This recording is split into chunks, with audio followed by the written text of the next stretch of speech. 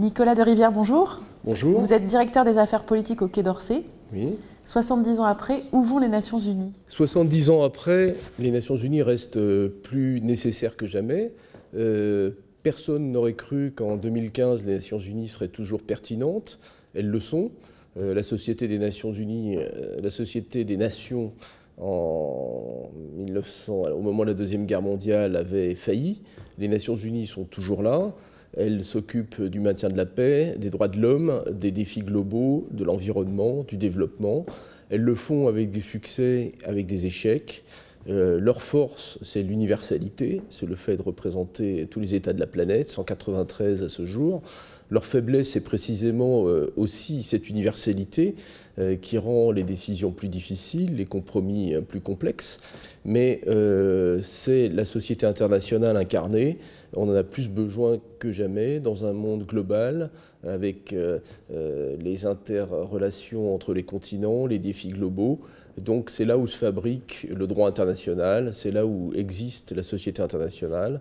Et donc les Nations Unies, 70 ans après, restent très utiles, même s'il faut les aider à évoluer. Effectivement, les Français reconnaissent leur utilité, leur aspect indispensable, mais en même temps critiquent leur efficacité qui est parfois perfectible. C'est un peu ce que vous dites, au fond c'est une mission impossible. Je crois qu'en France, les Nations Unies sont assez bien reçues. J'ai vu un sondage ce matin indiquant que 74% des Français avaient une opinion positive, donc c'est beaucoup. Je pense que beaucoup de personnalités, beaucoup de mouvements et de projets en France souhaiteraient jouir d'une telle popularité. Donc c'est un bon résultat. Je crois que la France est un des pays qui soutient le plus les Nations Unies. Je pense que nos compatriotes se rappellent de ce que disait le général de Gaulle, qui appelait ça le machin. Bon, c'est évidemment resté dans tous les esprits.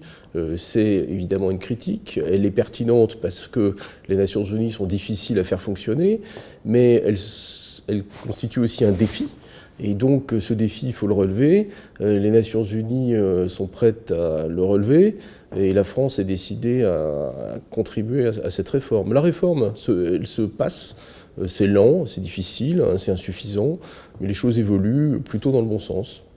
Au fond, il faut mieux expliquer les Nations Unies aux Français. C'est un peu Exactement, et c'est pourquoi je rends hommage à l'Association française pour les Nations Unies, présidée par Bernard Millet, qui existe depuis longtemps, qui a retrouvé une nouvelle jeunesse, qui a un rôle essentiel auprès de la société civile pour faire se rencontrer les universitaires, les chefs d'entreprise, les responsables politiques, administratifs, et tous ceux que les Nations Unies intéressent, ils sont nombreux dans tous les domaines. Merci.